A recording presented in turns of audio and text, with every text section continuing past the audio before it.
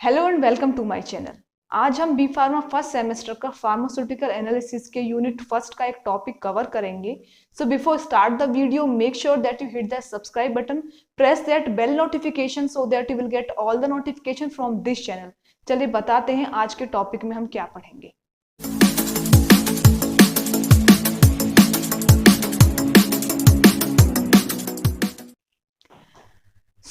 ये pharmaceutical analysis का unit first है और ये लेक्चर नंबर सेकंड है फार्मास्यूटिकल एनालिसिस का।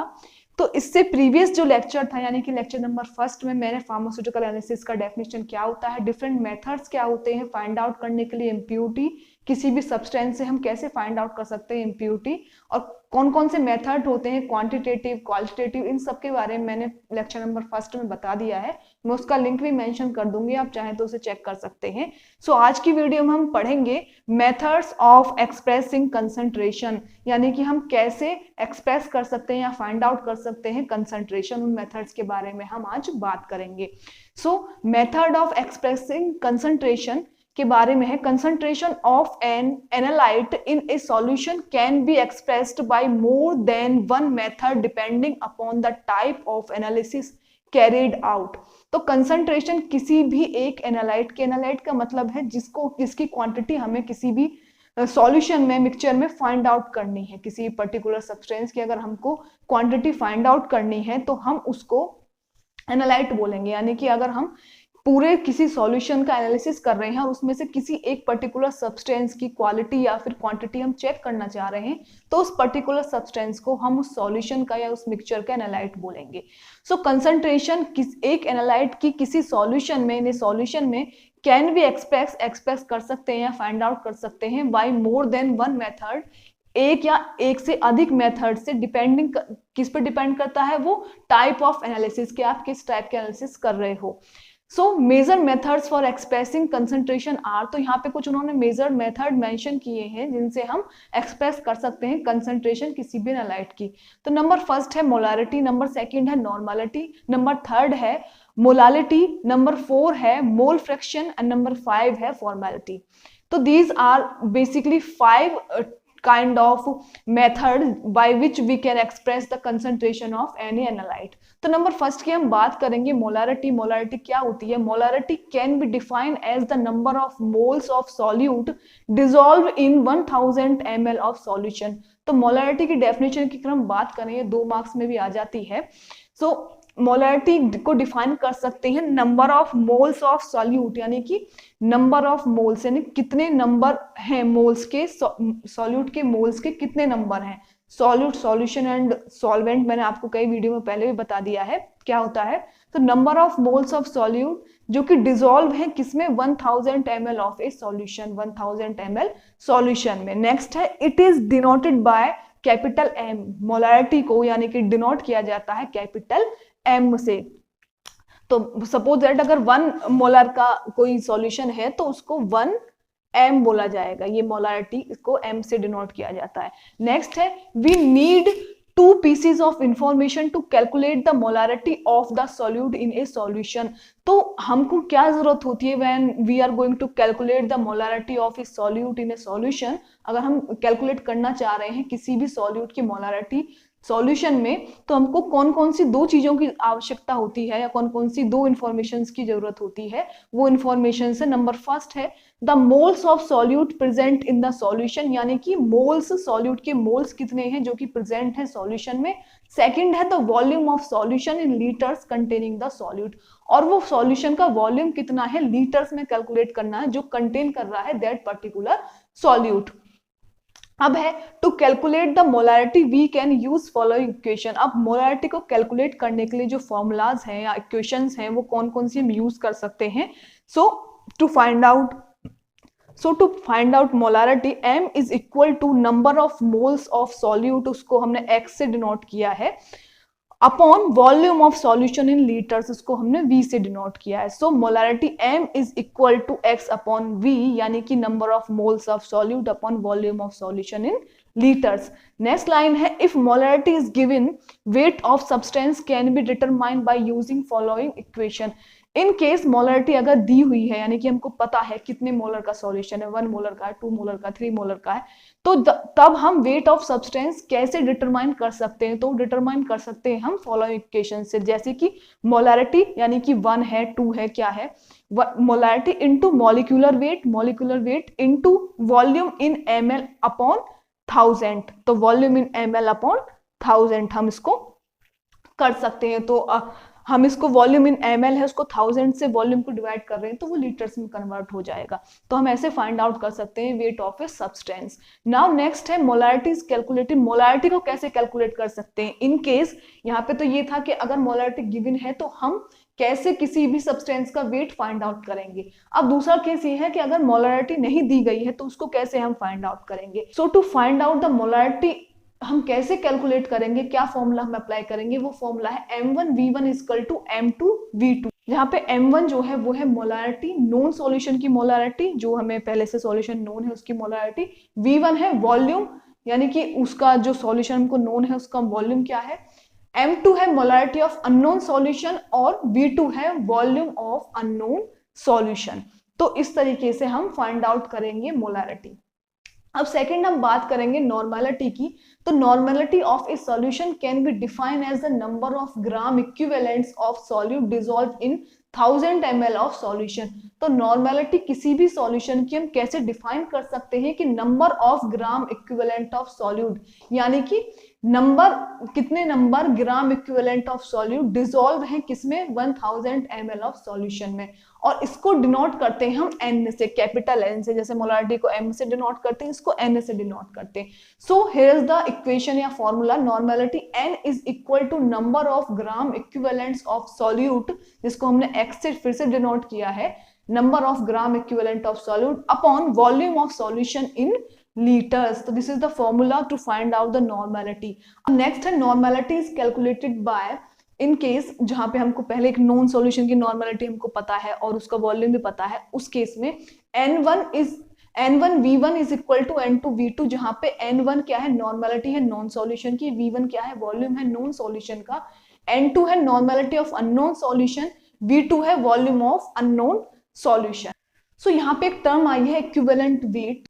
सो इक्विवेलेंट वेट बेसिकली होता क्या है, it is the ratio between molecular weight. ये रेशियो होता है, अनुपात होता है बिटवीन किसमें, मॉलिक्यूलर वेट एंड बेसिसिटी या फिर एसिडिटी में। तो ये उन दोनों के बीच का रेशियो होता है। अब कैलकुलेशन कैसे करते हैं इक्विवेलेंट वेट ऑफ सब्सटेंसेस की? तो नंबर फर्स्ट है equivalent weight of an acid, क्या होता है, it is the ratio of molecular weight and its basicity. तो in the case of acid अगर हम फाइंड आउट कर रहे हैं इक्विवेलेंट वेट किसी भी एसिड का, तो वो रेशियो होगा मॉलिक्यूलर वेट और इसकी बेसिसिटी का। So equivalent weight of acid is equal to molecular weight upon basicity. तो इस तरीके से हम फाइंड आउट कर सकते हैं equivalent weight of an acid. Next slide में हम पढ़ेंगे कि इक्विवेलेंट ऑफ बेस हम कैसे फाइंड आउट कर सकते हैं, और जो अदर जो मेथड्स हैं, यानी कि मोलैलिटी है, मोल फ्रैक्शन है, फॉर्मेलिटी है, वो सब चीजों के बारे में हम नेक्स्ट स्लाइड में डिस्कस करेंगे। Equivalent weight of a base, ये क्या होता है, it is the ratio of molecular weight to its acidity. तो equivalent weight of base is equal to molecular weight upon acidity. तो इक्विवेलेंट वेट जो होता है बेस का, वो क्या होता है, रेशियो होता है molecular weight to its acidity, और उसका फॉर्मूला है molecular weight upon acidity. Now we will talk about the equivalent weight of salt. अगर हमें सॉल्ट का इक्विवेलेंट वेट फाइंड आउट करना है तो उसके लिए क्या फॉर्मूला है, उसके लिए फॉर्मूला है equivalent weight of salt is equal to molecular weight upon valence. यहाँ पे वैलेंस क्या होता है, द वैलेंस और valency of an element is the measure of its combining capacity with other atoms when it forms chemical compounds or molecules। तो balance या valency किसी भी एलिमेंट की क्या है, एक मेजर है किसका, इट्स कंबाइनिंग कैपेसिटी, उसकी कंबाइनिंग कैपेसिटी का किसके साथ, अदर एटम्स के साथ, जब ये फॉर्म कर रहा है केमिकल कंपाउंड या मॉलिक्यूल, तो उसको वैलेंस या वैलेंसी बोलते हैं। तो इक्विवेलेंट वेट ऑफ सॉल्ट को हम ऐसे फाइंड आउट करते हैं। Now we will talk about the third method, जो कि है मोलैलिटी। मोलैलिटी क्या होती है, it is defined as the number of moles of solute dissolved in 1 kg of solvent। Molality का मतलब है, इसकी डेफिनेशन है, इसको डिफाइन किया जा सकता है कि number of moles of solute जो कि डिसॉल्व है किसमें, 1 kg 1 किलोग्राम सॉल्वेंट में, उसको कहते हैं मोलैलिटी। तो हमको क्या चीजें जरूरी हैं to find out the molality? We need 2 pieces of information, हमको जरूरत है 2 इंफॉर्मेशंस की to calculate the molality of a solute in a solution. क्या करने के लिए? कैलकुलेट करने के लिए मोलैलिटी किसकी, सॉल्यूट की, किसमें, एक सॉल्यूशन में। तो वो दो कौन कौन सी इंफॉर्मेशन है? नंबर फर्स्ट है moles of solute present in the solution. Number 1 है कि मोल्स जो कि प्रेजेंट है किसमें, सॉल्यूशंस में, moles of solute present in the solution. Moles क्या है सॉल्यूट के जो कि प्रेजेंट है सॉल्यूशन में। और सेकंड है the mass of solvent in kilogram in the solution.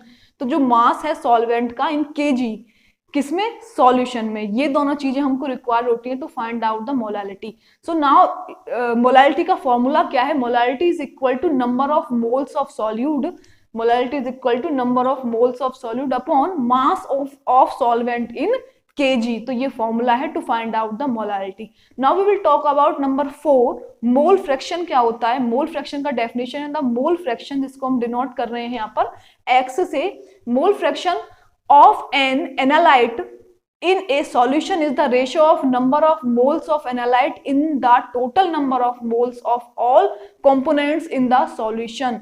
so basically जो मोल फ्रैक्शन है किसी भी एनालाइट का एक सॉल्यूशन में, वो क्या है? रेशो है। किस किस के बीच का रेशो है? The number of moles of the analyte. Ratio क्या है कि कितने मोल्स प्रेजेंट हैं उस एनालाइट के, और टोटल कितने सभी कंपोनेंट्स के कितने मोल्स प्रेजेंट हैं उस सॉल्यूशन में। सो ये इसका डेफिनेशन है, यानी कि मोल फ्रैक्शन किस किस के बीच का रेशो है कि कितने मोल्स प्रेजेंट हैं उस पर्टिकुलर एनालाइट के सॉल्यूशन में, और टोटल सभी कंपोनेंट्स के कितने मोल्स प्रेजेंट हैं उस टोटल सॉल्यूशन में, उनका रेशो होता है। इसका एग्जांपल हम देख सकते हैं। To calculate mole fraction we need to know the number of moles of each component present in the solution. हमको मोल फ्रैक्शन फाइंड आउट करने के लिए क्या जरूरी है? हमको जरूरी है कि हमको पता हो जितने भी कंपोनेंट्स प्रेजेंट है सॉल्यूशन में, उन सभी के मोल्स कितने प्रेजेंट है, कितने मोल्स प्रेजेंट है सॉल्यूशन में। So the mole fraction of A, हम यहाँ पे ए एक कंपोनेंट का नाम दिया है हमने A. The mole fraction of A in a solution, mole fraction A का मोल फ्रैक्शन एक सॉल्यूशन में जो कंटेन कर रहा है ए बी सी डी, कई सारे, आप कह सकते हो कई सारे सब्सटेंस कंटेन कर रहा है, एनालाइट कंटेन कर रहा है वो सॉल्यूशन। तो कैलकुलेट हम कैसे कर सकते हैं? Mole fraction of A is equal to moles of A upon moles of A plus moles of B plus moles of C plus moles of D, जितने भी प्रेजेंट है, A B C D E F जहां तक भी present है, तो वो हम ऐसे फाइंड आउट कर सकते हैं। और अगर हमें फाइंड आउट करना होता बी का, तो हम करते हैं mole fraction of B is equal to moles of B upon moles of B plus moles of A plus moles of C plus moles of D, remaining जितने भी हैं। तो बेसिकली जिस भी एनालाइट का हमको फाइंड आउट करना है मोल फ्रैक्शन, उसके मोल्स के को हम डिवाइड कर देंगे बाकी सभी जितने भी प्रेजेंट हैं चीजें उनके मोल से, तो हमको फाइंड आउट हो जाएगा mole fraction that particular compound का। लास्ट है फॉर्मेलिटी। ये क्या होता है? It may be defined as the number of gram formula masses of the ionic solute dissolved in per liter of the solution। इसको define कर सकते हैं कैसे? As the number of gram formula masses किसका? आयनिक सॉल्यूट का dissolved है इन पर litre of solution में जो डिसॉल्व है। नेक्स्ट है it is denoted by F, capital F से ये डिनोट होता है। Commonly the term formality is used to express the concentration of ionic solids which do not exist as molecules but exist as network of ions. Commonly आमतौर पे जो term है formality, उसको हम यूज करते हैं क्या करने के लिए? एक्सप्रेस करने के लिए क्या? कंसंट्रेशन ऑफ आयनिक सॉलिड्स की कंसंट्रेशन को डिनोट करने के लिए, प्रेजेंट करने के लिए हम जो फॉर्मेलिटी है उस टर्म को यूज करते हैं। और क्या होती है आयनिक सॉलिड की concentration? Which do not exist as a molecule, जो कि एज ए मॉलिक्यूल एग्जिस्ट नहीं करती है लेकिन एग्जिस्ट करती है as a network of ion. Exist करती है किस रूप में? नेटवर्क ऑफ आयन के रूप में। नेक्स्ट है इसमें a solution containing 1 gram formula mass of solute per litre of the solution has formality equal to 1। एक सॉल्यूशन जो कंटेन कर रहा है 1 ग्राम फॉर्मूला मास किसका? सॉल्यूट का, पर लीटर में, सॉल्यूशन के पर लीटर में, उसके पास जो फॉर्मेलिटी होती है वो इक्वल होती है 1 के और is known as formal solution. वो क्या कहलाया जाता है? फॉर्मल सॉल्यूशन कहला जाता है। तो इन केस अगर आपको फॉर्मल सॉल्यूशन का डेफिनेशन आता है तो आप लिख सकते हो कि एक solution containing 1 gram formula mass of solute per litre of the solution, वो कहलाता है formal solution. Now formality of a solution changes with changing, जो फॉर्मेलिटी है किसी भी सॉल्यूशन की वो चेंज होती है जब चेंज होता है क्या? Temperature. With the change of temperature formality of that particular solution change होती है। तो फॉर्मेलिटी हम कैसे फाइंड आउट कर सकते हैं? Here is the formula to find out the formality. F is equal to number of grams formula masses of solute upon volume of solution in litres. तो formality क्या है? Number of gram formula masses of solute upon volume of solution, किसमें? Litres में। या formality is equal to mass of ionic solute in gram upon grams of formula mass of solute into volume of solution in litres. So these are the formulas to find out the formality. So आज हमने बात की कि हम कैसे find out कर सकते हैं, कौन कौन से मेथड्स हैं to expressing the concentration of any analyte. So हमने 5 जो मेथड्स थे उनके बारे में हमने बात की, उनके फॉर्मूलाज, उनकी डेफिनेशन, इन सब के बारे में हमने आपको बताई। So this is all about today's video. Hope you like this video and if you do then don't forget to like, comment, share, subscribe to my YouTube channel which is Farmcation. Thank you for watching this and thank you for your all love and support.